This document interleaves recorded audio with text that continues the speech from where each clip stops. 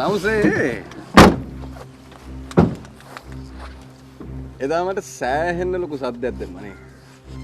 හා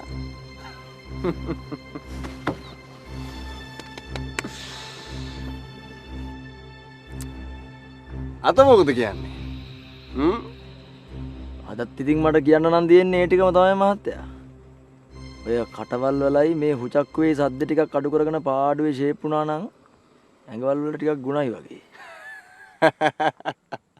Oh my god, oh my god. Oh my god. ඒ කවුදනේ මේ suitable ඇටවල්ලා?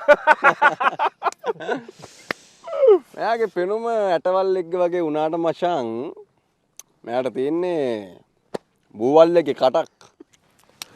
මල්ලි මේ මාලන් කියන්නේ වැදගත් සුපිරි කොල්ලෙක්. ඌට කවුරුත් පල්ටෝක් දාලත් නෑ. අපි දාන්න දෙන්නෙත් නෑ. මල්ලි අපි ආවේ කවුද පල්ටෝක් දැම්මේ කියලා බලන්න. බොරු කියන්න ඕනේ නෑනේ මල්ලි. මට ඔබව දැකලා හිනත් ගියා බං. සරා අපි යන්කෝ බං යමන්කෝ යා. නෑ. කොහෙද යන්නේ? එයි යන්නේ. ඔයා මෙයාගෙන් සමාව ගන්න ඕනේ. හරි? ඔය කොල්ලෝ අතින් පොඩි වැරදි වෙනවා. අපි ඔය ගණන් ගන්න නෑ ලොකුවට. තමුසේ මෙයාට කියන්නකෝ වැරද්දක් වුණේස සමාව වෙන්න කියලා වැඳලා. දැන් ඔය මහත්තුරු හිතාගෙන ඉන්න ඇවිල්ලා පොඩි සද්දයක් දැම්මහම අපි බය වෙයි කියලාද?